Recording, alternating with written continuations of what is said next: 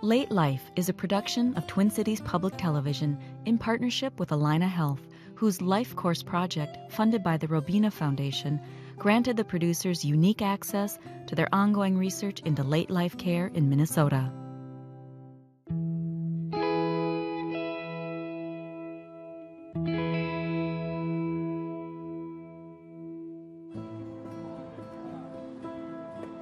The demographic map of America is gray and getting grayer. All you have to do is walk down the street in any American city or rural area and see that we're aging. Frankly, that's my generation, the baby boomers. Thousands of us are turning 65 every day. Here in Minnesota, as in other parts of the country, the number of older people is growing faster than the rest of the population.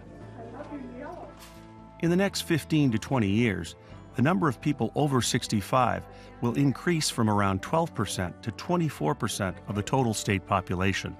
That most of us can now expect to live into our 80s is a triumph of modern medicine.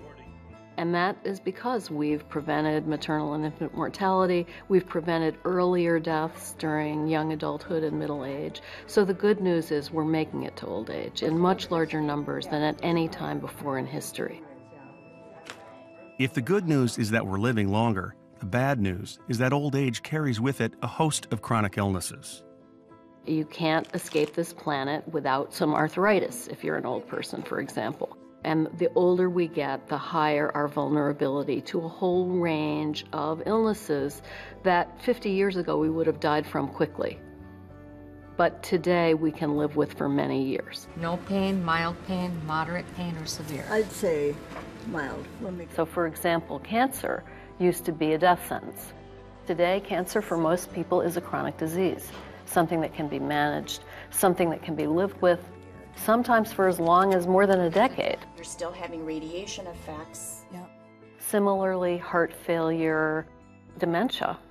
These are diseases that people live with for a very, very long time. And they pose real challenges, not only to quality of life for the person living with those illnesses, but very importantly for their family. So what are we going to do when the numbers of people more than double in just the next 25 years? All those boomers we were so proud of when they were in elementary school are going to all grow old together. How are you today? For an already overburdened healthcare system, this could spell disaster. What are we doing to address the healthcare needs of our growing elder population? What is the healthcare system doing well? Where does it fall short? What else is going on that we should talk about? And what does this mean for ordinary Minnesotans and their families? Are we really going to learn to walk away? Or are we going to figure out how to take care of one another in at least a reasonably adequate way going into the future? In Late Life, you'll meet Minnesotans of different ages, backgrounds, and medical histories. Some still in the prime of life, others with diminished capacities, but all with serious medical problems. We'll examine how these patients and their families are navigating the painful challenges and potential rewards facing all of us as we deal with this most difficult stage of life.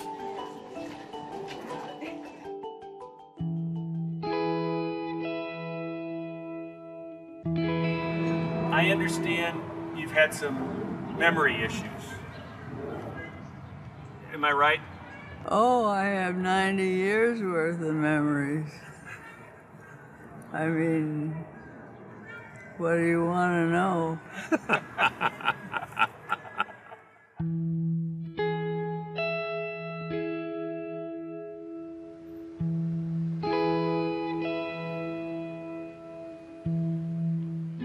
Susan Holmberg is 90 years old.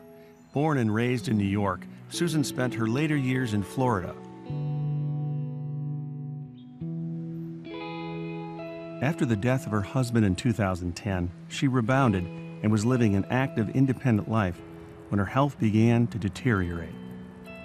And in 2010, she was still in her own home. She was able to get around. And she was still you were still getting out in the yard some still, too, weren't you? Oh, absolutely. That's what brought the downfall. The yard. I fell. Frail and losing her eyesight, Susan could no longer take care of herself. Her son, Chris Patton, moved her here to Minneapolis where he could take better care of her. When we first tried an independent living situation, since that's what she had down there, but she had a bleeding ulcer and was in the hospital and basically came to Augustana for rehabilitation after that and has been here ever since. Well, coming here was really pretty scary. I mean, I knew nobody except Chris and his family. You had this independent life, you had a partner, you were in Florida, you were doing things, and suddenly... Wham! All over. Susan lives here at Augustana Care, a nursing home facility in downtown Minneapolis. Susan Holmberg is a very gentle, quiet, deeply thoughtful woman. She has dementia, but she has a dementia that's a little less heard of called vascular dementia. And vascular dementia is about blood flow. Mostly affected for her is some short-term memory, some of her stability and ability to use her gross or large motor skills. Here we are. Here we are. But otherwise, she's probably one of the most intact people of her faculties that I mean, healthy or not healthy, that I've had the pleasure to work with. Yeah, you made it to a new month, but now, you got to remember, like you said, you got to behave yourself so you make it to 91. Oh, it's such a long time. Half of us who make it past 85 will have cognitive failure, Alzheimer's or something similar. It might be a stroke, might be Parkinson's, but something that will limit our cognitive abilities. And that requires someone else to fill in for you because you aren't really able to run your own life anymore.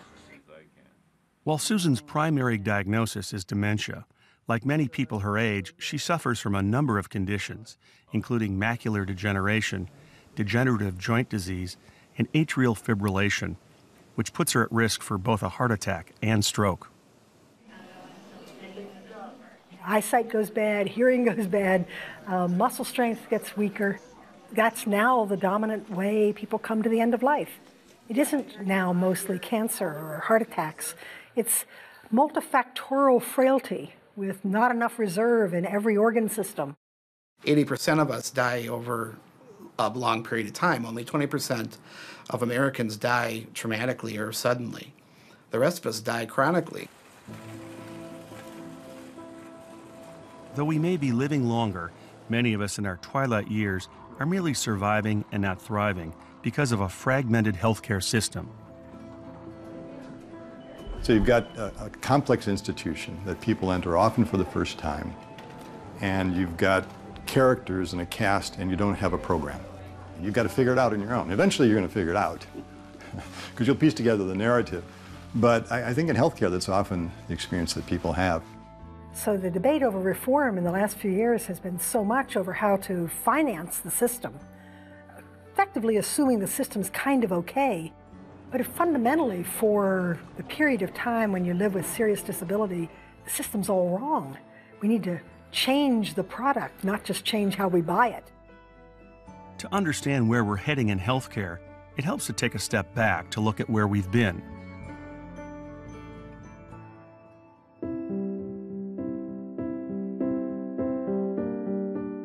You know, 100 years ago, the average age of death was still under 50. Most women faced serious risks in childbirth, and most men in their work.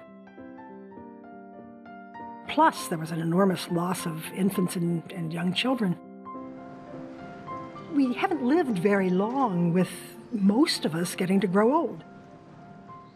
When Medicare passed, the average age of death was just a little over Medicare age. And the usual thing we thought Medicare was needed for were surgeries, treatments for heart attacks, the kinds of things that plagued 55-year-olds but also plagued 68-year-olds.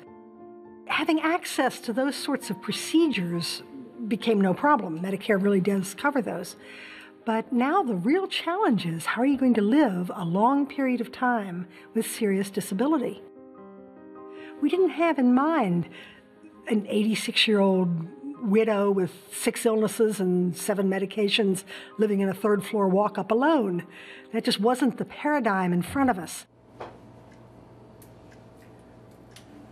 You know, if you live into your 80s and 90s, most likely you're going to have a period of years, not just a week or two, but of years, in which someone else has to help out every day. The country is struggling with this question of how best to honor individuals' preferences. And we're coming at it from multiple angles. The angle that feels most pressing right now is just this escalating healthcare costs that are getting beyond our means. And that's one angle that's forcing this conversation. I think the other part of the conversation is people recognizing we're trying to get a handle on why is it that people have to seek care in so many settings. Around the country, medical providers are experimenting with alternative ways to serve patients, including a pilot program offered by Minnesota-based Allina Health called Life Course.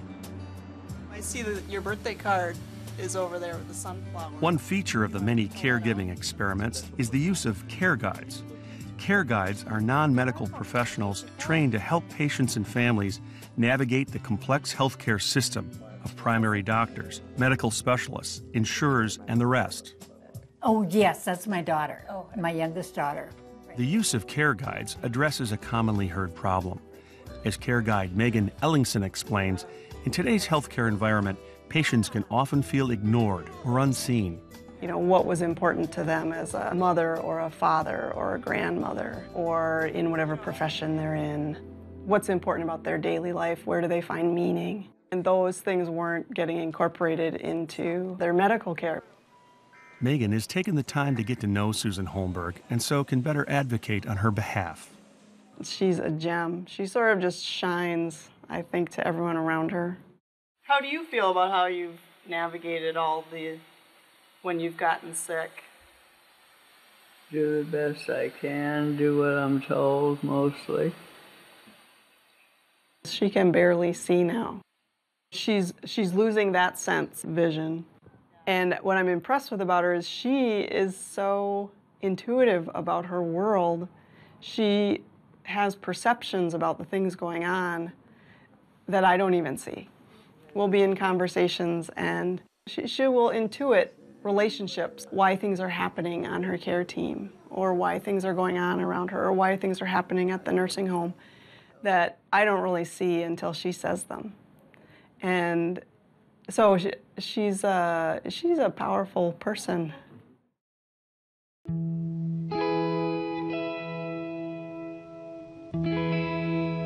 While many of the chronically ill are old, one doesn't have to be aged to be chronically ill. Randy Sellers is 58. We're going to go from me being the one going to the doctor all the time to you going to the doctor all the time. He lives here in Inver Grove Heights, Minnesota, with his domestic partner, Dixie Schlack. Until recently, Randy worked as a special needs school bus driver. But on January 26, 2013, his life changed forever. I had had a massive stroke with bleeding on the brain, a heart attack, congestive heart failure, cardiac arrhythmia, and pneumonia. I was approximately 20 hours in the emergency room, 6 days in intensive care, 16 days total in the hospital. Nearly a year after surviving a combined heart attack and stroke, Randy finds himself dealing with a complex set of medical issues. I have a third of my heart is dead and won't come back. I have vision problems that are going to take 2 to 3 years to correct. I am not as sharp as I used to be. I get confused a little easier, and my memory's not quite as good.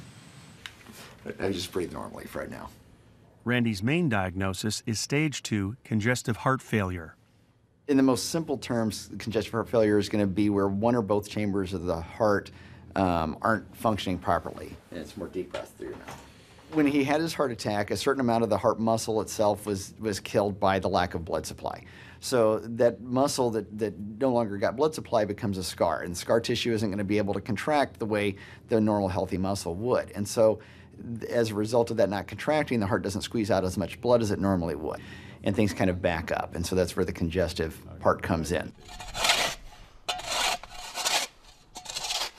Okay. That's about all I can do. The person feels more tired, the other organs aren't getting oxygen they need, and you don't feel well. Congestive heart failure isn't something that necessarily is fatal quickly. It's something people tend to live with for months and years. Because it's usually going to be there for the rest of their life, they have to think about it on a daily basis. All right, Randy, we're going to start with your weight first. For the first couple of months, I literally had 1 or 2 doctor's appointments every day. This is all routine for me. I couldn't do anything. I couldn't fill out my own paperwork. I couldn't drive my own car. Dixie was my handler and making sure that I made it to my appointments and things like that. Well, hello again. Good morning, sir. Morning, Dixie. I want good.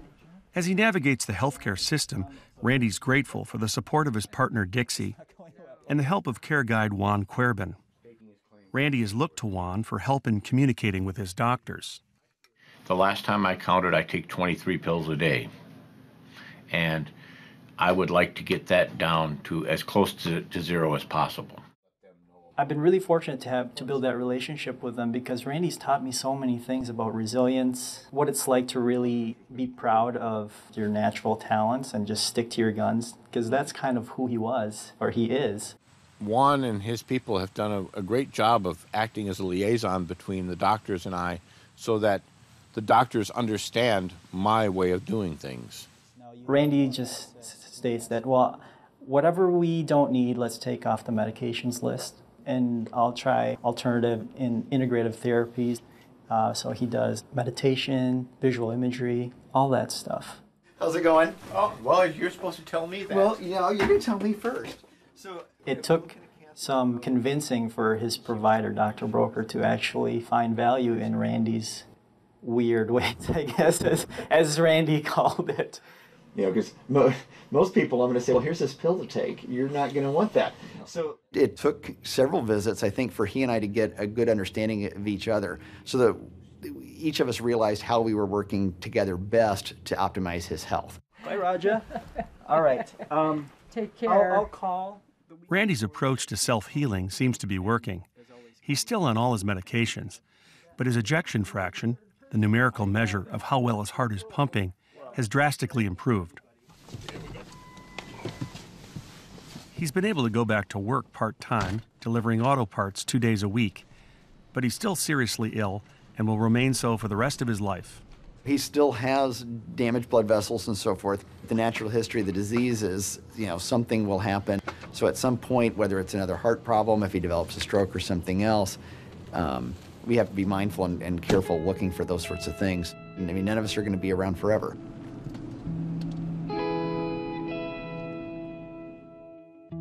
What else do you like to do here at Augustana? I like to do all the activities, even though I can't do most of them anymore. I can supervise. That's right. Despite their age difference, Randy Sellers and Susan Holmberg have one thing in common: a positive outlook. Susan has a fantastic attitude and zest for life.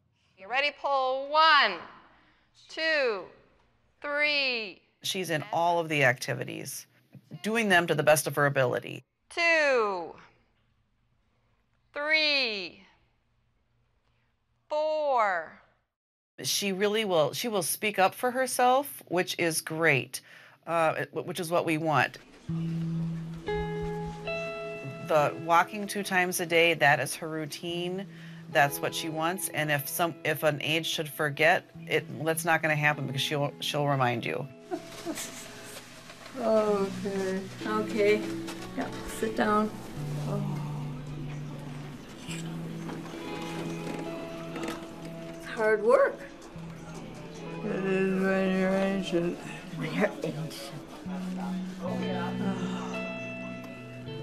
At this point in her life, what brings her meaning are relationships with people and having things that she can do that give her some sense of relationship with people.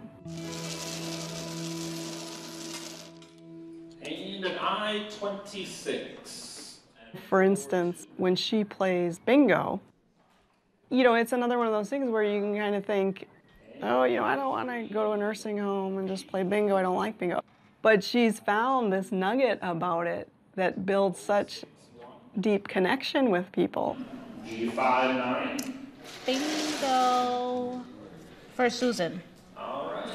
It's not just playing bingo. She wins candy bars. You want peanut M&M? And M&M, yes. I mean, you could say like, oh, sharing a candy bar isn't deep connection. You know, I don't know. But it really is. She shares them with her grandchildren and some people on her care team. It turns out that even as a person's physical abilities are getting much more narrow, they are still able to connect with other people. We haven't seen this piece of life as a separate category. Can you name anybody on television who's living through this part of their life and is on evening television week after week, has a character? You know, it's completely shut off. We act as if it doesn't even exist. We don't know how to write a play that includes, you know, somebody who is really on the frailty trajectory of trying to live a good life with progressive losses. Are you okay chatting here, or do you want me to find somewhere a little more quiet? Susan has been experiencing chest pain. In discussing her symptoms and pain management, Nurse Jamie Friedman also seeks clarification on her wishes should she suffer a heart attack.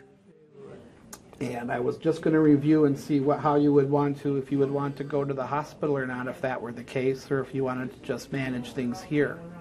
Well, I have in the end of my will there about that sort of thing. Well, let's look and see what she says here.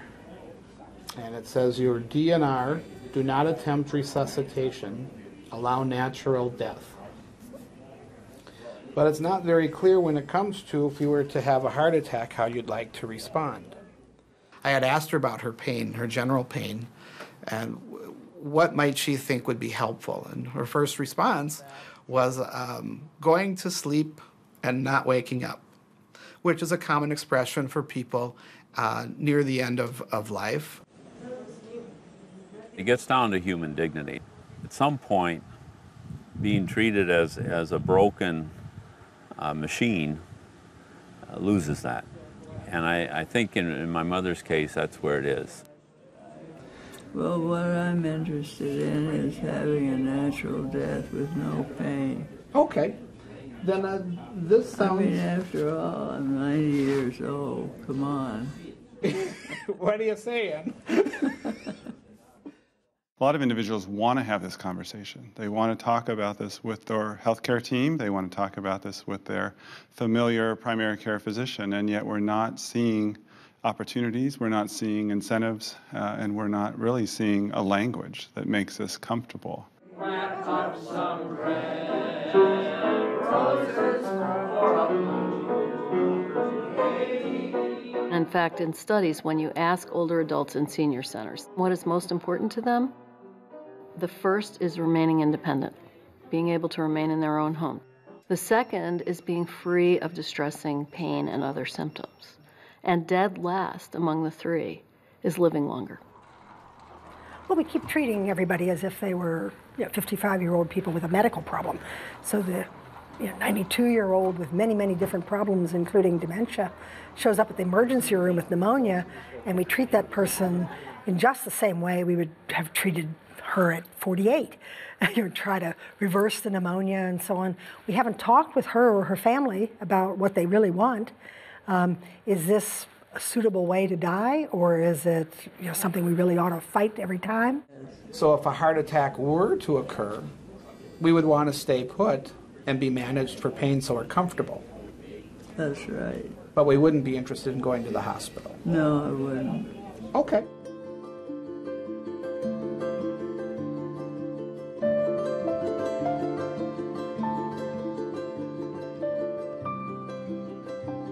The healthcare system is all focused on living longer. But remember, it is the last priority of older adults.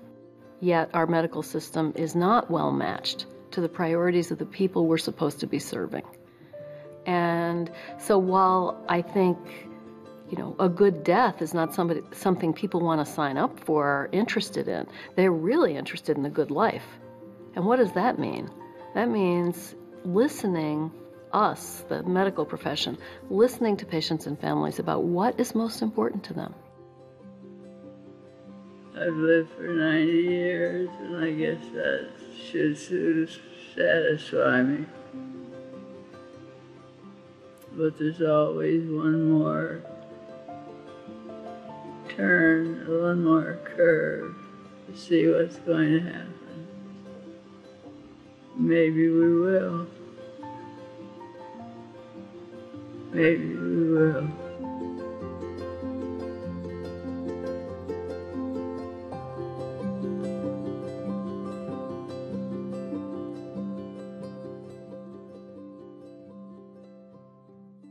Late Life is a production of Twin Cities Public Television in partnership with Allina Health, whose Life Course project, funded by the Robina Foundation, granted the producers unique access to their ongoing research into late life care in Minnesota.